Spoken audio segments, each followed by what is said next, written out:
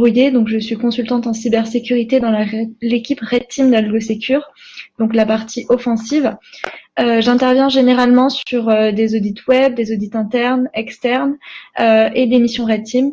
Et je me spécialise donc dans le phishing et le social engineering. Merci Natacha, bonjour. Donc, je m'appelle Yannick, je suis consultant cybersécurité et gouvernance dans l'équipe Blue. Donc c'est l'équipe défensive. Dans cette équipe, on accompagne les sociétés justement dans la consolidation de la sécurité de leur système d'information. On les accompagne également dans le passage de la certification ISO 27001. Et j'étais anciennement RSSI dans une société. Voilà. Donc au sommaire aujourd'hui, comme l'a indiqué Nancy, on va parler de phishing et de sensibilisation. Donc en introduction, un petit baromètre, les tendances 2021. Ensuite, nous passerons sur la partie social engineering. Ensuite, une partie un petit peu interactive avec vous, donc on va vous poser des questions, il y aura un petit quiz qui sera assez intéressant. On basculera sur la partie phishing, un petit point également sur la partie gestion de mot de passe, puisque la finalité en fait de toutes ces attaques, c'est vraiment de vous récupérer vos identifiants. Et on finira par une conclusion et un échange entre vous par des questions-réponses. Voilà. Donc en introduction, on va parler un petit peu de pourquoi les cyberattaques, pourquoi les attaquants font ce genre de choses. Aujourd'hui, on sait qu'il y a une recrudescence en fait suite à la digitalisation des sociétés. Donc on a une augmentation en fait des cibles. Les cibles sont de plus en plus importantes.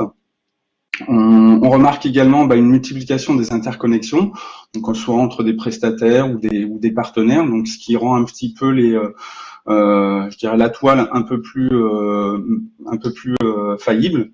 Voilà. Et ensuite au niveau accessibilité aujourd'hui, faire une cyberattaque, c'est devenu quelque chose, on va dire, de commun, et vous avez des services, vous trouvez des services sur internet comme des hacks as a service ou des DDoS as a service, et pour des sommes assez modiques. Ensuite, au niveau juridique, aujourd'hui, les réponses en fait judiciaires sont assez complexes. Il est très difficile aujourd'hui de remonter jusqu'à la root cause, jusqu'à l'attaquant, hormis si vous avez des gros moyens à mettre en œuvre et surtout beaucoup d'argent. Au-delà de cela, les réponses judiciaires sont très complexes. Et on remarque également que il y a une absence de traces, une absence de log qui permettent justement de remonter à ces sources. Et la finalité, bien entendu, première, c'est bien entendu, c'est le profit. Aujourd'hui, un ROI, une cyberattaque, aujourd'hui, elle est très rentable pour un attaquant. Et pour vous donner quelques informations au niveau des coûts de la revente des données, les données personnelles, c'est un coût entre 30 centimes d'euros et 2 euros par ligne, par personne. Et ça monte en flèche quand il s'agit de données de santé. On est à environ 400 euros par information. Voilà. Ensuite, au niveau du baromètre, donc ça c'est un baromètre qui est très récent, qui date du début de l'année, qui est du 17 janvier, qui émane du CESIN. Donc le CESIN, c'est le club des experts de la sécurité de l'information et du numérique, qui regroupe un certain nombre d'experts dans la sécurité.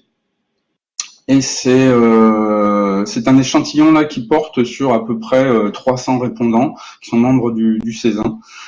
Alors on remarque sur cet échantillon, 54% de ces entreprises déclarent avoir subi au moins une attaque en 2021, donc ce qui est quand même plus que la moitié.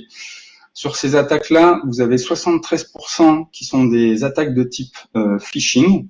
Donc Natacha nous expliquera justement juste après ce qu'est le phishing. Et 6 entreprises sur 10 déclarent avoir été impactées par rapport suite à cette attaque. Alors, d'un côté, sur la partie production, donc sur la production, on parle d'interruption de service. et 14% sur la compromission d'informations. Donc soit ils se sont fait chiffrer suite à un ransomware, soit ils se sont fait exfiltrer de l'information. Voilà. Sachant qu'au niveau production, c'est quelque chose qui peut coûter très très cher. Alors je parlerai en chiffres, je peux reparler vite fait de Saint-Gobain qui a subi le virus, enfin Netopia en 2017. Ça lui a coûté la modique somme de 250 millions d'euros. Hein. Et encore, c'est le chiffre brut qui est sorti à la sortie de leur attaque. Et ensuite, pour une micro-entreprise, on est à peu près entre, alors ça c'est une source Hiscox, hein, qui est un cabinet d'assurance en cyber.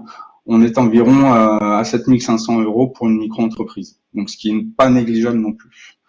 On remarque également une augmentation des attaques au niveau au niveau rebond par un prestataire. Donc là, c'est justement cette faille-là qui est aujourd'hui un petit peu utilisée par les cyberattaquants, c'est-à-dire qu'on s'attaque pas au gros, enfin à vous en premier, mais on passe justement par des prestataires. Donc on a remarqué une augmentation à ce niveau-là. Et vis-à-vis de ça, donc les entreprises, elles ont revu leur copie, hein, tout simplement. Alors suite à la crise sanitaire qu'on a subi et qu'on subit encore un petit peu aujourd'hui, elles ont augmenté en fait leur programme de sensibilisation, puisqu'on sait qu'aujourd'hui c'est un moyen justement de défense qui prime et qui est important justement dans la sécurisation de votre système d'information. Et une autre remédiation plutôt technique qui est la mise en place de la double authentification, ce qui rajoute en fait une barrière pour la sécurité de vos secrets. Alors, les vecteurs d'attaque aujourd'hui, comme je vous l'ai dit juste avant, hein, le premier vecteur d'attaque, c'est le phishing et le super phishing. Donc, Natacha vous expliquera la différence entre les deux. Quoi qu'il en soit, c'est le top 1, le top 1 qui ressort. Donc vous recevez un mail et puis vous faites, il y a des liens qui sont compromis. La finalité, c'est vous exfiltrer vos identifiants. Voilà. Et ensuite on retrouve, alors je vais faire le top 4, mais ensuite on retrouve tout ce qui est exploitation de failles. Donc c'est ce qui est lié au patch management, à la gestion des mises à jour. C'est-à-dire que si vous avez une mauvaise gestion des mises à jour, donc que ce soit au niveau de vos applicatifs, que de votre système d'information, que de vos OS, sachez que ces vulnérabilités peuvent être justement utilisées par les attaquants. On retrouve également une attaque standard qui est l'arnaque au président et les attaques de type brute force. Voilà. Ensuite, au niveau conséquences des attaques, donc je le rappelle, la finalité, c'est effectivement c'est de vous usurper d'identité, c'est-à-dire vous récupérer vos identifiants et d'usurper votre identité pour exfiltrer de l'information et au final vous demander une rançon. Voilà. On retrouve en deuxième également le vol de données, le chiffrement de données et une attaque un peu plus liée à, je dirais, au MCO, enfin à la maintien, enfin la disponibilité qui est le deny de service. Voilà. Ensuite, on retrouve les conséquences d'attaque qui sont le type malware, les transactions frauduleuses, détournement de domaine, les infections par des botnets, les extorsions, enfin toutes ces attaques qui sont aujourd'hui très connues, mais qui sont encore dans le scope des conséquences d'attaque. Et donc pour pallier à tout ça, il y a plusieurs possibilités. La numéro 1 qui ressort, c'est la sensibilisation des utilisateurs. On sait que l'humain est un des maillons faibles de la cybercriminalité et donc la remédiation, je dirais numéro 1, c'est la sensibilisation des utilisateurs. Et ensuite, on retrouve des des mesures, des remédiations plutôt techniques, hein, qui sont le déploiement d'un EDR par exemple. Alors un EDR, pour ceux qui ne connaissent pas, hein, c'est l'évolution en gros des antivirus. Un antivirus est basé sur une base de définition virale et uniquement là-dessus. Un EDR, c'est un peu plus évolué et ça rajoute, je dirais, une analyse comportementale au niveau de la machine et qui permet de lever des alertes qu'un antivirus ne pourrait pas lever. Ensuite, vous avez les scans de vulnérabilité, le patch management, j'en ai parlé juste avant, effectivement. Le patch management, c'est quelque chose de très important.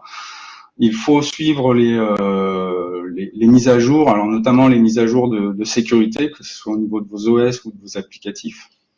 Et on retrouve également le durcissement de l'Active Directory. Aujourd'hui, l'Active Directory, c'est quelque chose qui est très prisé justement par les cyberattaquants, sachant qu'il est, le point névralgique d'un système d'information. Aujourd'hui, vous authentifiez, enfin une grosse partie des sociétés s'authentifient à l'aide d'un Active Directory. Voilà. Et ensuite, bon, vous avez les autres renforcements de dispositifs, hein, qui sont la mise en place d'un SOC, le filtrage des mails, la mise en place d'exercices de gestion de crise, ça c'est très important.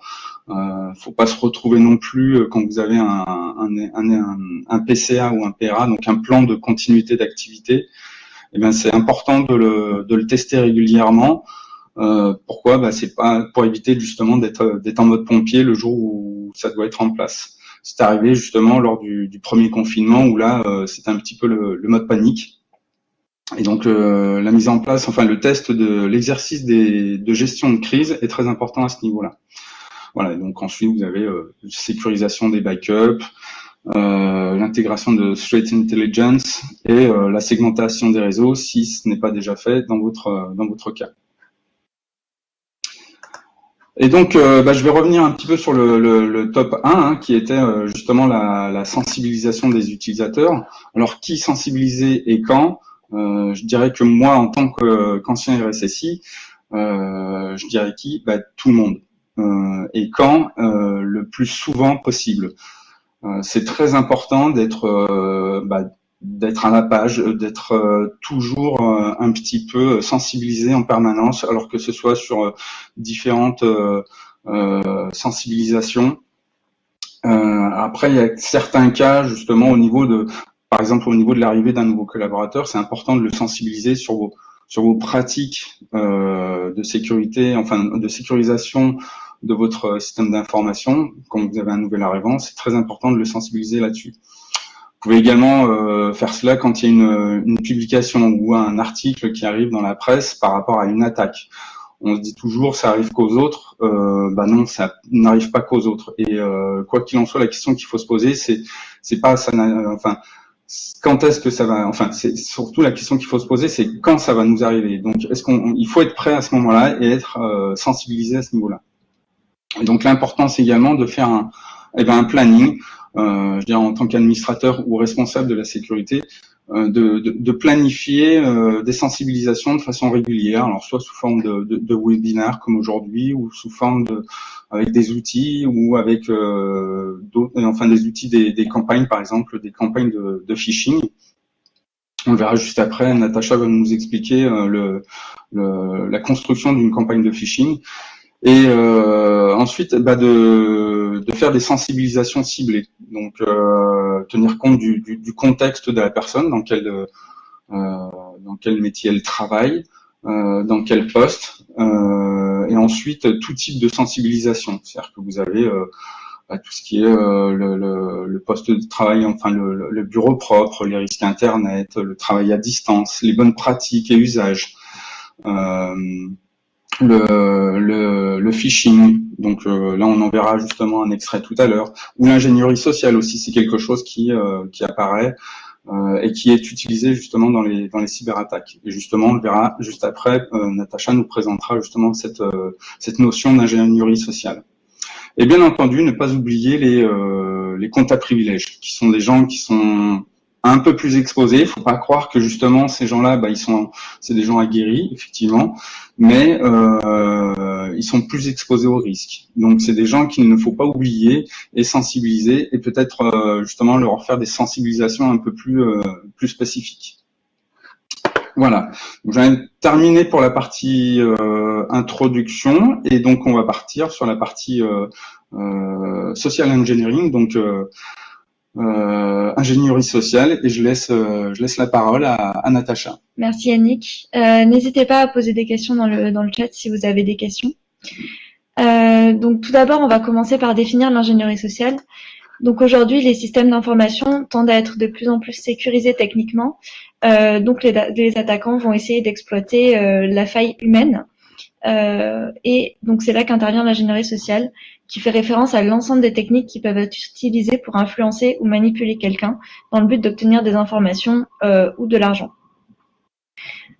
Donc pour obtenir donc de ces informations, il y a 4 étapes dans l'ingénierie sociale. Tout d'abord, la préparation, où l'attaquant va chercher des informations et trouver la bonne cible. Puis il va entrer en contact avec sa cible et construire une relation de confiance avec elle. C'est la phase d'infiltration. Une fois que la relation de confiance est assez établie, il va demander les informations qu'il cherche et obtenir ces informations. C'est l'exploitation. Et enfin, il va mettre fin à la communication. C'est le désengagement. Donc ces 4 étapes, on les retrouve dans à peu près toutes les attaques par ingénierie sociale, dont le phishing que l'on va voir tout à l'heure. Donc pourquoi l'ingénierie sociale ça marche? Puisque dans notre vie d'humain de tous les jours, on reçoit beaucoup d'informations et notre cerveau ne peut pas toutes les traiter. Donc il s'appuie sur des raccourcis. Donc c'est des raccourcis automatiques que l'on ne peut pas contrôler, qui dans la majorité des cas nous permettent de prendre des bonnes décisions, mais qui peuvent aussi être exploités par des personnes malveillantes pour nous forcer à prendre une décision que l'on n'aurait peut-être pas prise en temps normal. Donc, le docteur Robert Cialdini, dans son livre Influence et manipulation, a défini 6 principes d'influence qui peuvent nous permettre de trouver le bug dans le hardware humain. Donc, parmi ces principes, on retrouve la sympathie. Donc, la sympathie, lorsque quelqu'un nous semble sympathique, on va avoir plus tendance à accéder à ses demandes. Donc, la sympathie, elle peut être provoquée par un sentiment de similarité, une bonne apparence physique, une association d'idées. Donc, par exemple, lorsqu'une personne évoque le nom de l'un de nos amis, on va le trouver sympathique en fait. On a aussi le principe de réciprocité. Donc là, c'est un principe qui est très fort dans notre société. Si quelqu'un nous donne quelque chose, on a envie de rendre quelque chose en échange. C'est un principe d'obligation. Mais attention, l'échange ne peut ne pas être équivalent, peut être inéquitable, et la personne en face peut chercher à créer des dettes forcées qui vont nous forcer donc à renvoyer l'ascenseur, mais avec peut-être des informations qu'on n'aurait pas voulu donner. On a ensuite la preuve sociale. Donc là, c'est un effet bien connu, c'est l'effet de masse. Donc par exemple, si tout le monde achète la même paire de chaussures, on va avoir envie d'acheter la même paire de chaussures aussi. Le principe de rareté, donc là, ça peut être une rareté de temps comme de quantité. Donc ce principe, il nous force à prendre une décision immédiate, puisque quelque chose qui est rare nous semble plus précieux, et si l'on ne se décide pas tout de suite, on peut avoir une perte de liberté, ce qui est assez insupportable pour nous autres êtres humains, donc de plus avoir le choix en fait de prendre ou de laisser l'offre que l'on nous propose. Ensuite, on a le principe d'engagement et de cohérence, qui vient de notre fort désir de rester cohérent avec nous-mêmes. Donc une fois qu'on a pris une position, on veut la garder jusqu'au bout, et on a tendance à avoir des difficultés à revenir sur nos décisions. Et enfin, on a le principe d'autorité. Donc là, lorsque une personne nous approche avec une apparence d'autorité suffisante, on veut s'en remettre à l'expert et on va vouloir donc suivre ses directives. Pour illustrer ce principe d'autorité, il y a une expérience qui a été menée qui s'appelle l'expérience Milgram, qui est très parlante, où donc un faux laboratoire a fait venir donc des personnes qui devaient donner des décharges à un acteur, des décharges fictives bien entendu, donc sous la responsabilité d'un chercheur. Et donc le chercheur faisait donner à la personne des décharges de plus en plus importantes, et même à des voltages très élevés, tant que le chercheur disait de continuer, la personne donnait des décharges. Donc comme quoi, donc ce principe d'autorité bypass complètement notre réflexion logique. Il existe aussi d'autres leviers de manipulation, mais que nous on va pas utiliser donc dans nos audits, puisqu'ils sont moins éthiques. Donc on a notamment les acronymes MICE et sans souci, qui peuvent être utilisés donc par des attaquants mal intentionnés ou par des services gouvernementaux, parmi lesquels on peut retrouver la corruption, la contrainte et l'appel à l'ego. Il est aussi possible de manipuler les personnes grâce à leurs émotions et en s'appuyant sur les biais cognitifs. Donc, quels sont les différents vecteurs d'attaque par lesquels passe le social engineering? Donc, ce sont tous les moyens de communication. On retrouve notamment le phishing, donc qui est le phishing par téléphone, où une personne va vous appeler en se faisant passer pour quelqu'un d'autre, par exemple en utilisant un faux prétexte pour vous soutirer des informations. De la même façon, on retrouve le smishing, où là, donc, vous avez sûrement tous reçu des liens malveillants par SMS qui vont vous amener sur une page web malveillante ou une page web de phishing pour récupérer vos identifiants. On retrouve aussi les attaques par point d'eau. Donc là, c'est lorsqu'un attaquant sait que vous fréquentez souvent un site web particulier, il va déposer des liens malicieux sur les pages de ce site web et attendre que vous cliquiez dessus. De la même façon que pour le smishing, on retrouve aussi des messages qui sont postés sur les réseaux sociaux, donc que ce soit sur Instagram, sur WhatsApp, sur Discord. Vous pouvez recevoir des liens malveillants aussi via vos comptes de réseaux sociaux. Donc, par la suite, on retrouve aussi le phishing, donc que tout le monde connaît. Donc là, c'est la réception d'un email malveillant. Donc, dans le phishing, on retrouve plusieurs catégories, notamment le spear phishing, qui en fait est un email de phishing, mais dirigé vers une personne en particulier ou un groupe de personnes en particulier, et qui va demander à l'attaquant plus de recherche, donc pour connaître la personne à qui il s'adresse. Par exemple, si l'attaquant sait que vous aimez aller au spa le samedi, il va vous envoyer un bon de réduction pour le spa qui va vous amener sur une fausse page. De la même façon, vous avez peut-être entendu parler du whaling, qui est une sous-catégorie de spear phishing, où là, les attaquants s'adressent à une personne ou un groupe de personnes qui est haut placé ou qui possède des informations sensibles, souvent en se faisant passer pour un de leurs supérieurs, donc pour avoir accès à ces informations. Et enfin, on retrouve toutes les attaques physiques, où là, l'attaquant va venir donc en personne, physiquement, entrer dans l'entreprise ou donc venir initier le contact avec vous.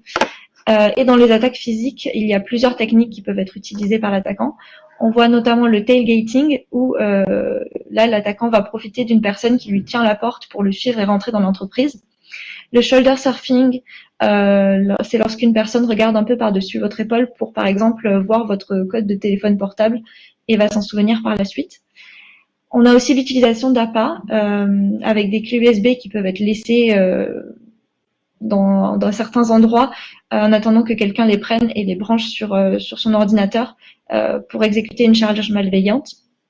Et enfin, bien sûr, on retrouve l'utilisation de fausses identités et d'un prétexte. Donc ça, c'est des techniques qui sont communes à toutes les techniques de social engineering. Donc maintenant, on va voir quelques scénarios classiques. Donc tout d'abord, on va commencer par la fraude au président, qui est malheureusement très répandue puisqu'elle a des conséquences lourdes, autant pour l'entreprise que pour les employés. Donc comment marche la fraude au président? Tout d'abord, l'attaquant va commencer par une phase de recherche, où il va faire des recherches notamment sur l'entreprise et sur ses employés pour définir donc sa cible. Et il va construire son prétexte. Il peut, par exemple, envoyer un email donc à la responsable de la comptabilité en se faisant passer pour le CEO, en la félicitant, donc en lui disant qu'il vient de passer une transaction avec une autre pour acheter une autre entreprise et qu'il lui fait confiance pour garder l'information confidentielle. Mais par contre, on va avoir besoin d'un virement d'une certaine somme rapidement et que la comptable de l'entreprise qui vient d'être achetée va l'appeler incessamment sous peu. Donc là, on rentre dans un processus de manipulation avec le renforcement qui est créé par l'appel du faux comptable, qui va donc confirmer les informations, et donc la victime va effectuer le virement à l'attaquant. Donc quelles sont les conséquences? Donc l'attaquant il repart avec l'argent et il disparaît. Et pour l'entreprise, donc on peut parler de sommes très très lourdes, donc souvent en millions d'euros. Donc ça peut être très délétère pour l'entreprise, mais aussi pour l'employé qui a été victime et qui est souvent considéré comme responsable, alors que pas du tout, puisqu'on vient de voir que les paramètres de l'influence ils sont applicables à tous les humains, et donc ça aurait pu arriver à n'importe qui. Et la faute repose plus sur les processus de l'entreprise qui n'ont pas été bien définis, plutôt que sur la personne qui a été victime de manipulation.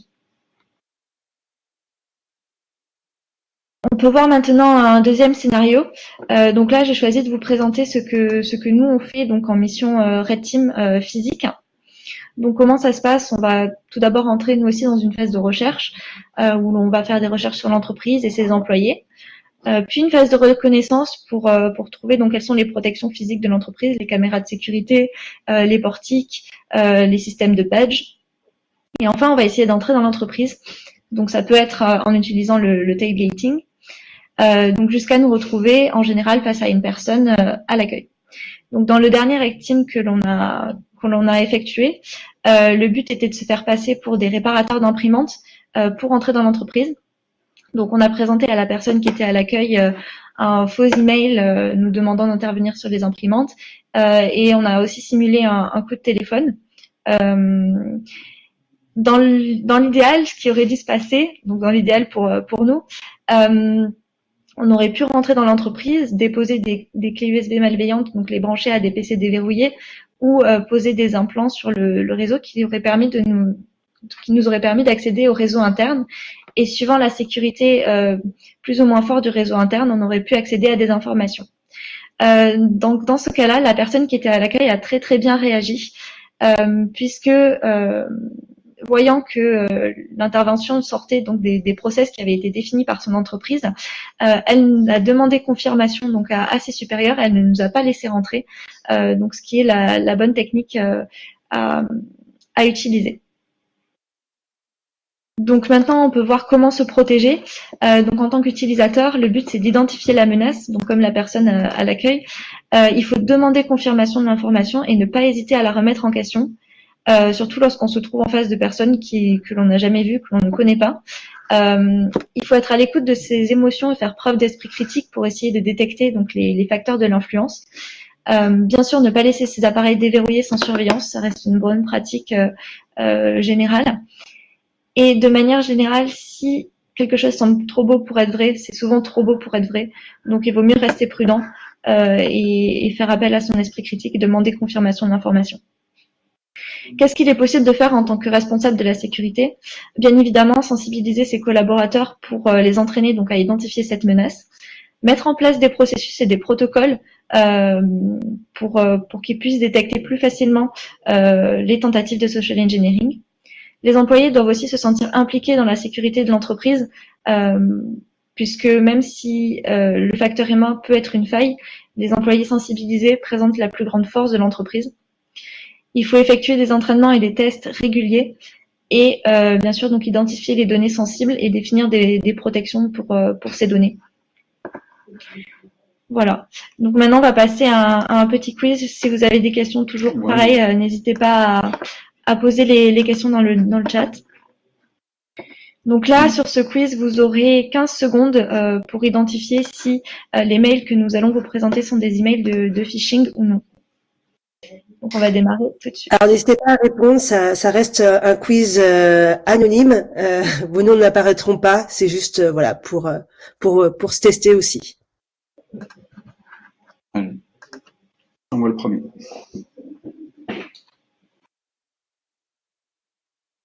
Alors, anonyme.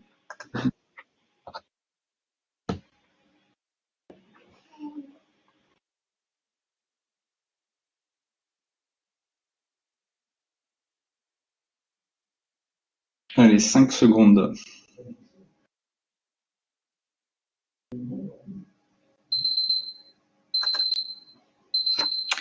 Donc, vous avez bien identifié, cet email est bien un email de phishing. On voit que l'adresse de l'expéditeur donc est un peu étrange. Et bien sûr, on remarque donc l'appel au principe de rareté. Donc, il nous reste 4 minutes et 19 secondes pour profiter de l'offre. Ça nous pousse à prendre une décision rapidement. C'est qui est une des composantes des emails de phishing. Maintenant, on va passer au deuxième email qui est un SMS.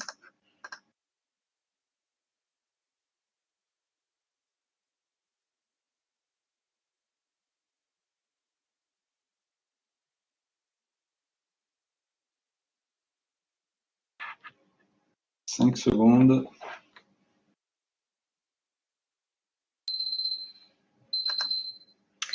Donc là aussi, vous avez bien identifié, donc c'est un SMS de phishing.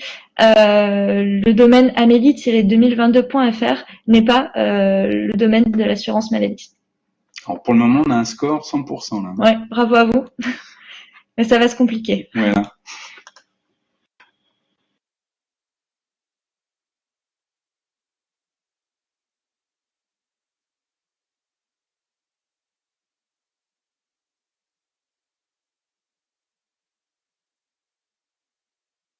Cinq secondes.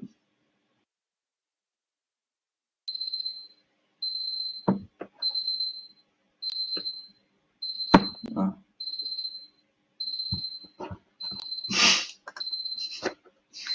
Alors, ici, c'était beaucoup plus compliqué. Ce mail n'est pas un email de phishing. Donc, effectivement, le domaine cpam-info.com appartient à l'assurance maladie.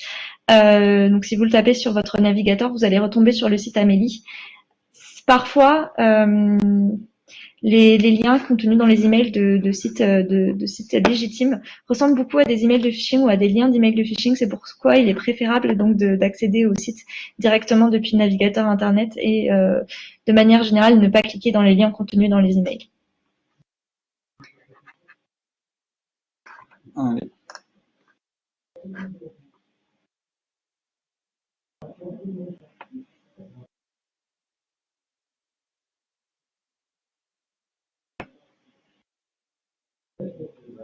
Cinq secondes. C'est mitigé.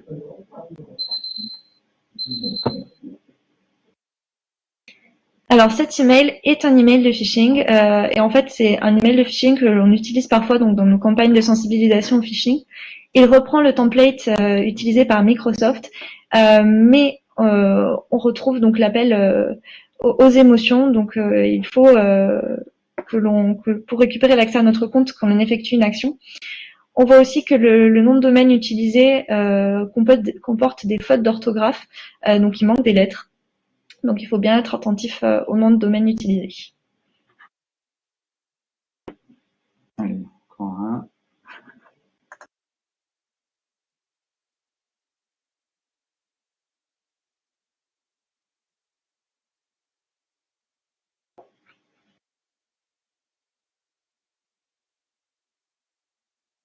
Cinq secondes.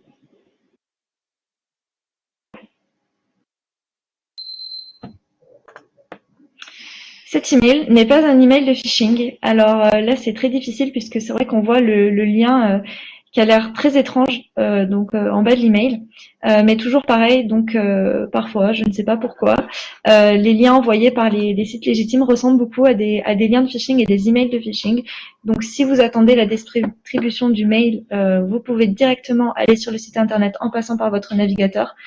Sinon, le mieux, c'est de le considérer comme un email de phishing ou d'appeler directement votre distributeur pour confirmer l'information. Allez, et le dernier.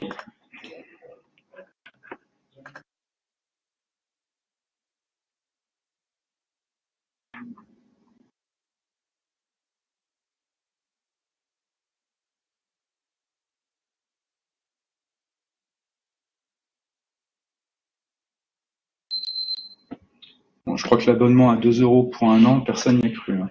Oui, c'est effectivement un email de phishing parce que ça semble trop beau pour être vrai, donc ça doit allumer les alarmes dans notre tête. Puis on voit bien que l'adresse email de l'expéditeur est assez étrange.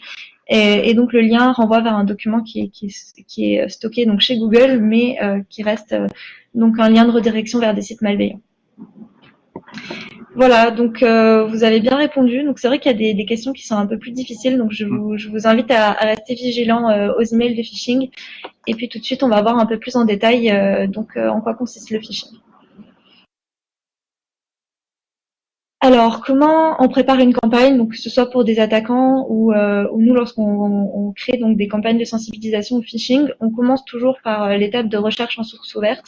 Donc là où on va s'appuyer sur des informations disponibles publiquement, notamment sur les réseaux sociaux, pour créer donc une liste d'adresses email. Donc comment on procède de manière générale? On va sur LinkedIn, qui est une source d'informations incroyable, pour récupérer le nom de tous les employés d'une entreprise, et on utilise ensuite le site hunter.io qui nous permet donc de deviner le format d'adresse mail utilisé en entreprise. Donc une fois qu'on a cette liste d'adresses email, on va commencer à réfléchir à notre mail. Qu'est-ce qu'on va mettre dedans? Quel principe d'autorité quel principe d'influence on va utiliser pour inciter les utilisateurs à cliquer sur nos liens ou à ouvrir les pièces jointes malicieuses que l'on joint à l'email. Et ensuite, donc on va préparer l'email. Donc pour cela, il y a différentes techniques qui peuvent être utilisées. On va vouloir bien sûr que le domaine que l'on va utiliser pour l'adresse email d'envoi, mais aussi pour héberger notre fausse page de phishing, de connexion, on veut qu'il ressemble le plus au domaine que l'on imite. Donc pour ça, il y a différentes techniques d'imitation visuelle de nom de domaine, parmi lesquelles on retrouve les domaines cousins. Donc là, on va rajouter un préfixe ou un suffixe au domaine. Et donc le domaine google-mail.com, par exemple, n'est pas le domaine google.com. C'est un domaine complètement différent. On peut utiliser aussi le typo-squattage qui se repose sur des fautes d'orthographe courantes ou des erreurs de typo qu'une personne non attentive pourrait ne pas voir. Donc par exemple rajouter un S à Google. On peut utiliser la substitution de lettres qui consiste à remplacer des lettres par d'autres lettres qui ressemblent. Donc par exemple le O par des zéros, le I par un L, et ainsi de suite. On peut retrouver aussi l'utilisation de caractères non ASCII ou Punycode. Donc là, ça va être l'utilisation de caractères qui ne sont pas dans l'alphabet courant. Donc par exemple des caractères avec des accents ou appartenant à d'autres alphabets. Mais attention, il y a une des protections des navigateurs qui fait que ces noms de domaine ne s'affichent pas sous leur forme lisible normale, mais sous leur forme Punycode, donc en XN quelque chose. Donc c'est qui peut être beaucoup plus visible pour une victime, et donc cette technique d'imitation visuelle est de moins en moins employée. Par la suite, donc on va définir, c'est surtout pour nous en termes de sensibilisation, suivant si on se retrouve devant des employés qui ont un gros niveau de sensibilisation ou pas, on va définir un niveau de phishing différent. Donc on a le niveau 1, le niveau basique, qui est un peu l'email que l'on reçoit tous dans nos boîtes aux lettres, nous disant par exemple qu'un prince africain veut nous donner des millions d'euros. Donc là, le prétexte va pas du tout être crédible et ça se voit que c'est un email de phishing. Ensuite, on va avoir un niveau intermédiaire où le prétexte sera beaucoup plus crédible, mais les liens malicieux, malveillants vont être beaucoup plus faciles à identifier que le niveau avancé où là, on va avoir un prétexte crédible et des liens difficiles à identifier comme malveillants. Et enfin, on a le hameçonnage ciblé, donc le spear phishing, qui va concerner donc une personne ou un groupe de personnes en particulier, qui va demander plus de recherche à l'attaquant et qui va être aussi beaucoup plus difficile à identifier, puisque il va vous concerner directement. Donc par la suite, je vous ai mis quelques exemples d'email. Donc voici un exemple d'email de niveau 1. Donc on voit que c'est un mail générique à impersonnel avec un prétexte improbable. Pas sûr que je reçoive mes 12 millions d'euros. On a toujours l'appel à l'ego, donc avec la cupidité.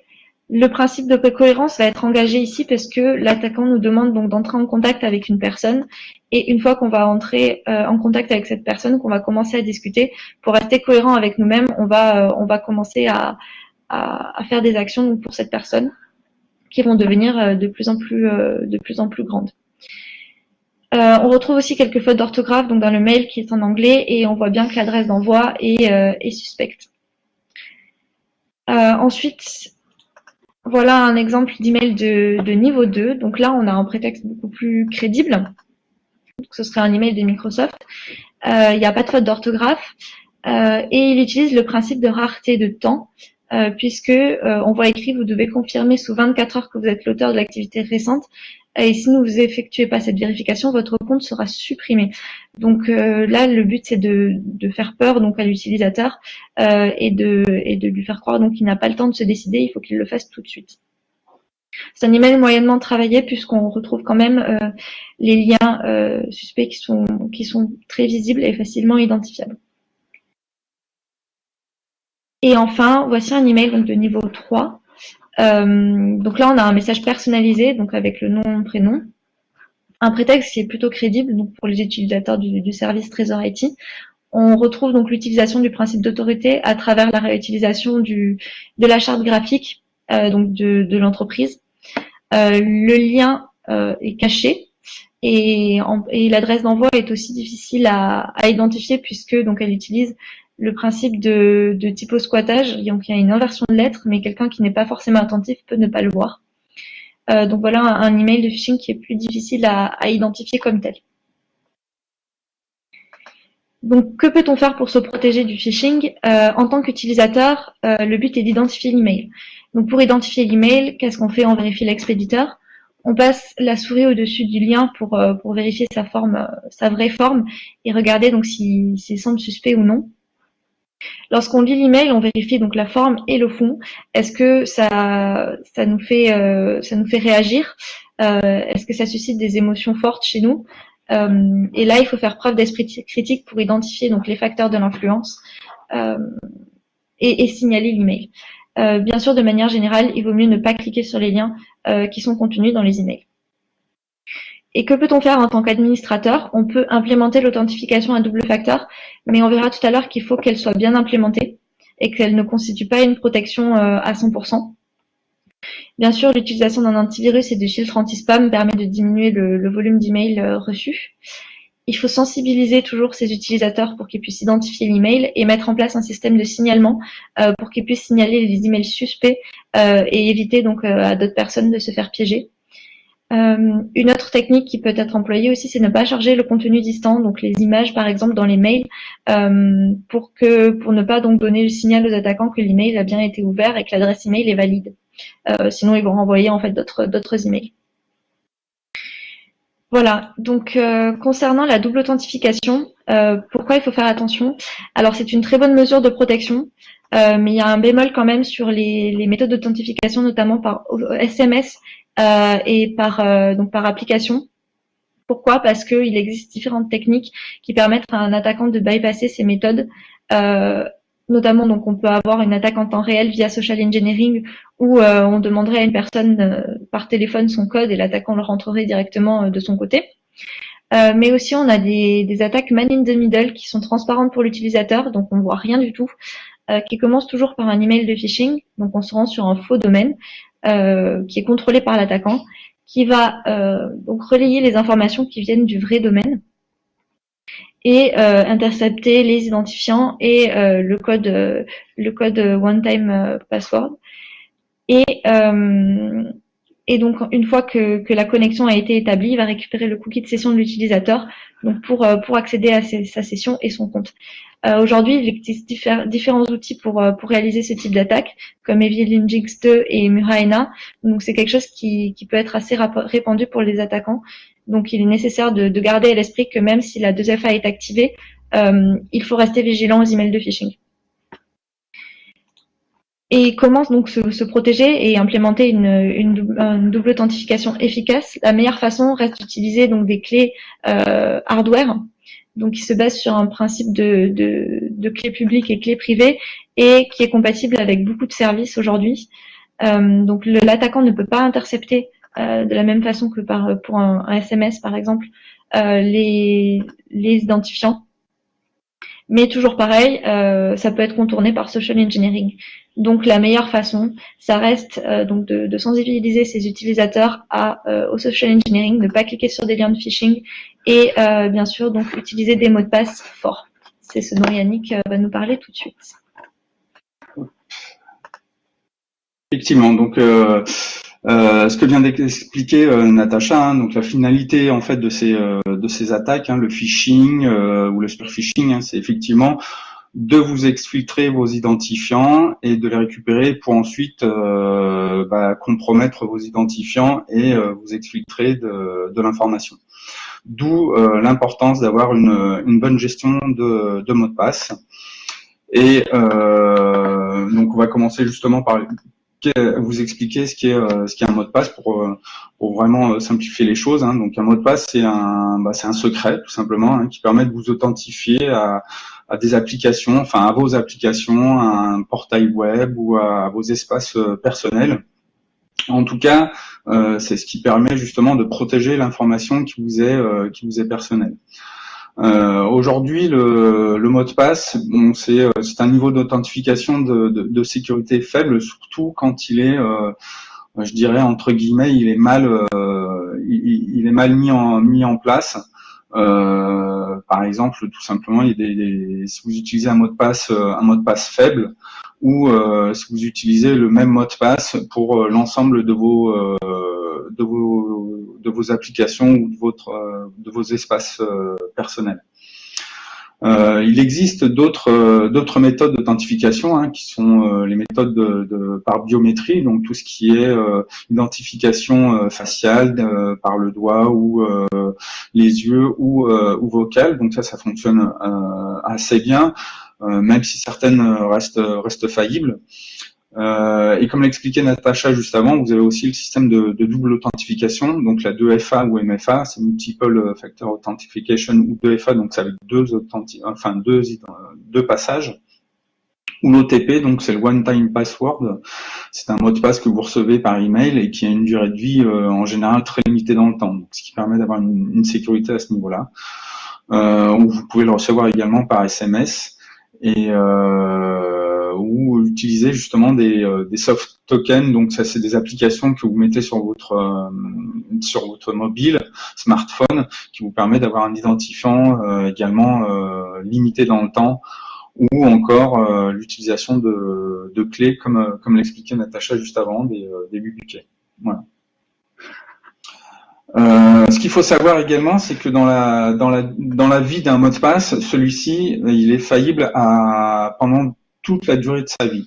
C'est-à-dire que ça soit de la création, au moment de l'authentification, de la conservation du mot de passe ou du renouvellement. Donc, durant toutes ces phases-là, votre mot de passe peut être faillible. Alors, c'est pas systématique, mais il peut l'être, notamment au niveau de la création, tout simplement, quand si vous utilisez une méthode faible de politique de mot de passe, bien entendu, celui-ci est très faillible. Ensuite, vous avez la partie authentification, c'est-à-dire que tout à l'heure Natacha en a parlé. C'est par exemple au moment de la saisie, quelqu'un observe la saisie de votre mot de passe et donc le récupère pour l'utiliser a posteriori. Ou l'interception pendant la transmission, c'est-à-dire que si vous utilisez des sites qui ne sont pas sécurisés, c'est-à-dire qui utilisent toujours le protocole HTTP au lieu du HTTPS. Donc, il faut bien vérifier que vous ayez bien le S en haut dans l'URL, en sachant que c'est en train de diminuer. Et là, maintenant, la quasi-totalité des browsers web, enfin des navigateurs web, vous affiche un message d'avertissement lorsque vous vous connectez, à un site qui n'est pas sécurisé. Ensuite, donc il y a la partie conservation du mot de passe. La partie conservation, alors c'est pas quelque chose qui vous incombe forcément, mais c'est au moment où vous créez un compte sur un site web ou sur un portail ou sur un portail, et que ce fournisseur ne stocke pas forcément l'information de manière sécurisée, c'est-à-dire qu'il utilise un algorithme qui est faillible, voire même il y a absence complète d'algorithme de chiffrement du mot de passe.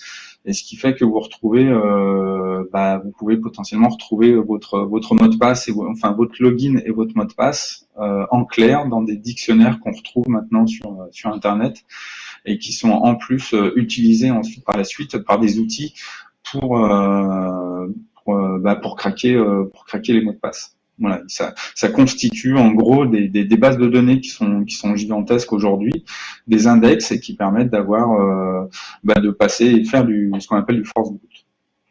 Donc au niveau de la conservation et également au niveau du renouvellement, hein, on l'a vu juste avant, qui n'a jamais reçu un mail de phishing, donc d'hameçonnage en français, ou fait office d'ingénierie sociale. Ça c'est quelque chose qui est très courant et qui fait furie quand même par rapport à cette faille-là.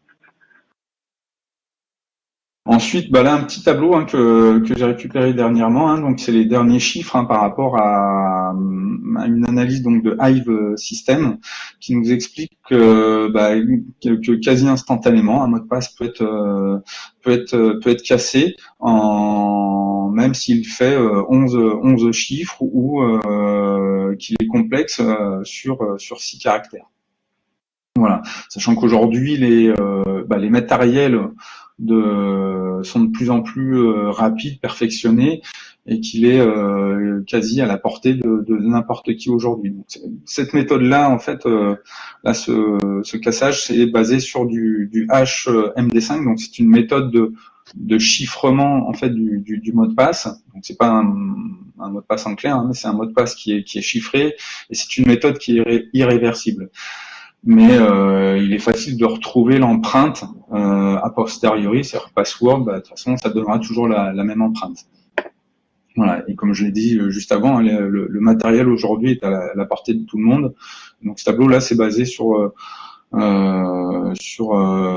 GPU, c'est-à-dire qu'on utilise maintenant beaucoup moins les CPU des ordinateurs, mais plutôt les GPU, qui sont les CPU en fait des cartes graphiques, qui elles sont aujourd'hui très très très rapides et beaucoup plus rapides qu'un CPU. Voilà.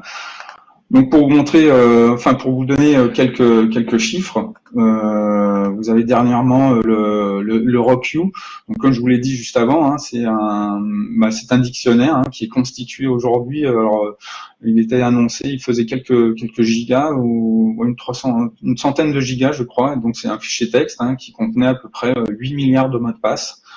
Donc quelque chose d'assez conséquent et qui est ensuite utilisé par d'autres personnes pour justement s'en servir de dictionnaire et casser les mots de passe. D'autres chiffres tout aussi impressionnants, on peut parler d'Yahoo, donc avec 1 milliard de comptes piratés, et justement une période de transition là pendant 3 ans où justement on était un peu dans le flou puisque la communication n'a été faite que en 2016 alors que la fuite a eu lieu en 2013. Voilà, et donc après, on peut parler également d'eBay, LinkedIn et Uber. Voilà, donc au niveau de la gestion des mots de passe, comme je le disais, c'est très important d'avoir une gestion de mots de passe forte. Donc quelques règles. Utiliser un mot de passe fort, c'est-à-dire au moins 8 caractères, donc avec une combinaison de chiffres, de lettres, de caractères spéciaux. Ça, c'est très important. Je dirais que c'est le minimum pour avoir une bonne règle de mot de passe. Je le rappelle également, c'est de définir un mot de passe fort et unique pour chaque service, parce que c'est pas parce que vous avez un mot de passe fort que vous êtes à l'abri de compromission, sachant que si malheureusement votre mot de passe fort est compromis, si vous utilisez le même pour tous vos sites, ça ne fera que élargir la surface d'exposition. Voilà. Et bien entendu, ne pas préenregistrer les mots de passe des navigateurs. Alors notamment dans le monde quand vous êtes dans un hôtel, enfin en tout cas sur un ordinateur public ou partagé. Parce qu'automatiquement le navigateur va reposter, c'est-à-dire qu'il va se retrouver sur la page de login et il va reposter automatiquement ou proposer à l'utilisateur de reposter automatiquement les mots de passe. On le verra juste après. Des failles, des attaques aujourd'hui existent et utilisent ce processus-là pour récupérer des identifiants. Donc après, au niveau des méthodes, il y a des méthodes simples. Alors les deux premières, c'est des méthodes qui sont proposées par l'ANSSI. Elles valent ce qu'elles valent. Après, vous pouvez les utiliser, vous pouvez utiliser vos propres méthodes. Encore une fois, la finalité, c'est d'utiliser un mot de passe fort. Vous avez la méthode du phonétique. Donc j'ai acheté 5 CD pour 100 € et ça donne un mot de passe qui effectivement n'est pas forcément lisible ou compréhensible pour tout le monde. Voilà. Où vous avez la méthode de la première lettre ou d'autres outils. Alors, je vais citer Password Garden qui permet de générer un mot de passe à partir d'un dictionnaire, enfin de différents mots, en les combinant les uns après les autres et puis en rajoutant un chiffre à la fin. Donc ça, c'est également une méthode de gestion de mot de passe qui est assez intéressante aussi. Voilà. Alors après, vous avez d'autres solutions, donc qui sont de se souvenir de ces mots de passe. Bon, personnellement, moi j'ai du mal, donc je suis passé à celle d'après, qui est en fait l'utilisation d'un coffre-fort électronique. Qui permet en fait alors je vais vous l'expliquer, qui en fait un coffre-fort de mot de passe, c'est quelque chose où vous stockez à l'intérieur, c'est une boîte ou dedans qui est une boîte qui est sécurisée, un coffre-fort qui est sécurisé, qui permet de stocker des mots de passe complexes que vous n'avez pas besoin de retenir. La seule chose que vous devez retenir, c'est le mot de passe en fait pour ouvrir ce coffre-fort. Donc bien entendu, ce mot de passe, il est primordial, donc faut pas le perdre, parce que si vous le perdez, à vrai dire, vous perdez l'ensemble de vos mots de passe. Mais ça permet d'avoir quand même une sécurisation de l'ensemble de vos mots de passe qui n'est pas négligeable. Quelques avantages de cette gestion par coffre-fort, c'est de définir une politique de mot de passe forte, voire même très forte. C'est-à-dire que vous pouvez avoir des mots de passe sur 32 caractères si vous le voulez, sachant que vous n'avez pas besoin de les retenir, ils sont stockés dans votre coffre-fort. Vous pouvez gérer les accès, c'est-à-dire que vous pouvez le mettre également en accès collaboratif, c'est-à-dire que vous pouvez donner des accès à certains mots de passe et d'autres mots de passe en accès restreint. Ça a également la possibilité d'avoir une traçabilité des actions, c'est-à-dire que par exemple, si vous avez des sites qui vous demandent les 8 derniers mots de passe, vous pouvez avoir l'historique et de ce fait générer un mot de passe tout en ayant l'historique des actions et la traçabilité des actions. Et bien entendu, vous avez le remplacement, c'est-à-dire que l'autofilling des navigateurs web, c'est une action qui peut être justement substituée par cet outil-là. Alors, il y en a plein sur le marché, des coffres-forts. Il y en a qui sont en mode SaaS, en mode client lourd. Je vais juste faire un petit focus sur une solution qui est très connue et qui est en plus recommandée par la CNIL. Et la solution s'appelle KeePass. Alors, je pense que pas mal d'entre vous connaissent cet outil. C'est un outil qui est gratuit, donc vous pouvez consulter les codes sources. Il est régulièrement mis à jour, donc ça veut dire que la communauté qui se trouve derrière est très active. Il est multiplateforme, donc il fonctionne aussi bien sur Windows, et pour les adeptes de Linux, il fonctionne aussi. Il est multilangue, il est multibase, donc multibase, c'est-à-dire que vous pouvez ouvrir plusieurs bases en même temps. Vous pouvez avoir une base personnelle, donc une base, en gros c'est le coffre-fort, c'est là où vous stockez vos mots de passe, et vous pouvez avoir une autre base qui est une base collaborative, sachant qu'il offre aussi une fonctionnalité d'accès partagé, c'est-à-dire que vous pouvez faire des modifications et votre collaborateur qui se trouve à côté de vous peut synchroniser, récupérer de façon en quelques clics, récupérer les modifications que vous avez faites. Voilà, alors je le rappelle, il en existe beaucoup sur le marché. On ne fait pas de pub pour KeePass, mais c'est simplement que pour vous expliquer un petit peu le fonctionnement d'un coffre-fort de mots de passe. Et donc à retenir, je vais faire un petit rappel là-dessus, un mot de passe en béton, donc ça c'est la politique de vos mots de passe, une politique qui soit assez forte. Donc là, vous pouvez utiliser les méthodes que je vous expliquais juste avant ou un coffre-fort, ça c'est très important. Un mot de passe qui ne dit rien sur vous, Natacha l'expliquait tout à l'heure, le social engineering est une des méthodes qui est utilisée pour retrouver vos mots de passe. La date de naissance des enfants, le nom du chien, ça c'est des méthodes qui sont toujours utilisées aujourd'hui et qui qui sont faillibles. Un compte, un mot de passe, bien entendu, hein, je le rappelle, c'est pour éviter d'avoir une surface d'exposition importante. Un mot de passe fort, ça ne veut pas dire que vous êtes sécurisé.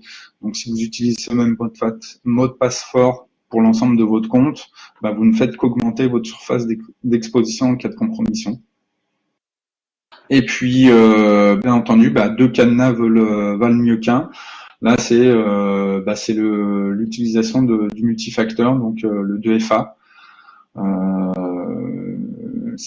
Ça rajoute une barrière supplémentaire au niveau de votre authentification. Donc, si vous avez la possibilité de le mettre en place, je vous conseille de le mettre en place. Et puis, bien entendu, le post-it, ne jamais l'abandonner en pleine nature. Ça, c'est l'histoire du post-it.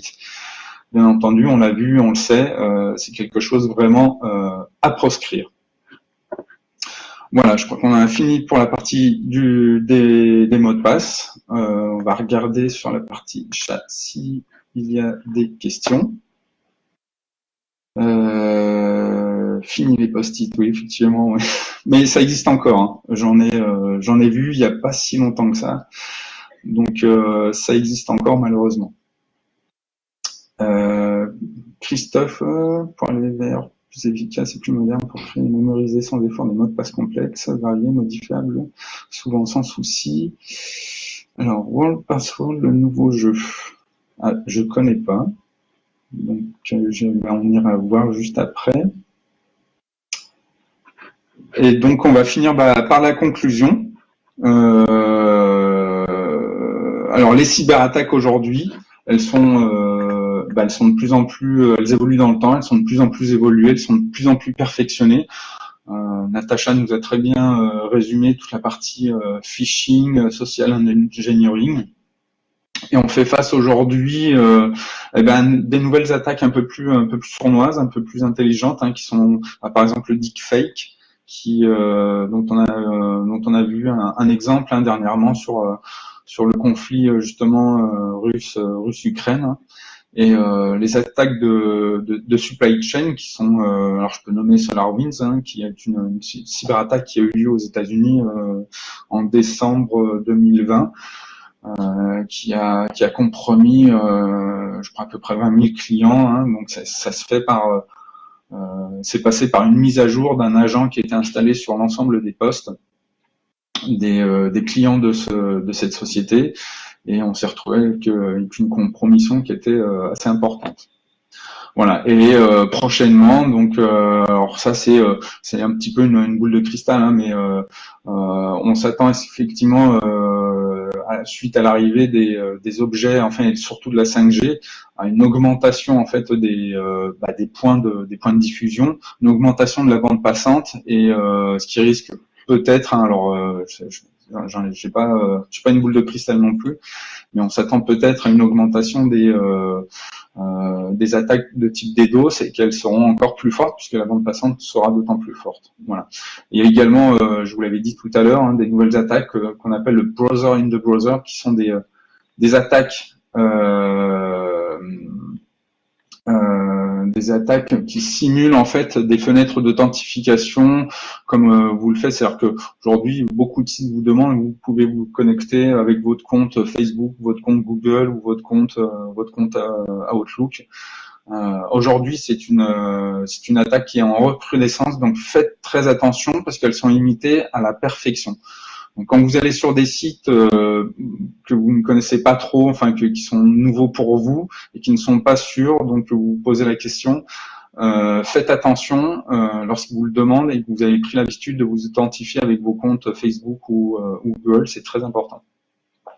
Voilà. Et je vais refaire un petit focus sur la partie sensibilisation, puisque c'est un peu le but de ce webinaire. La sensibilisation, c'est très important. Pourquoi ? Parce que l'humain, c'est un des maillons faibles de la cybersécurité.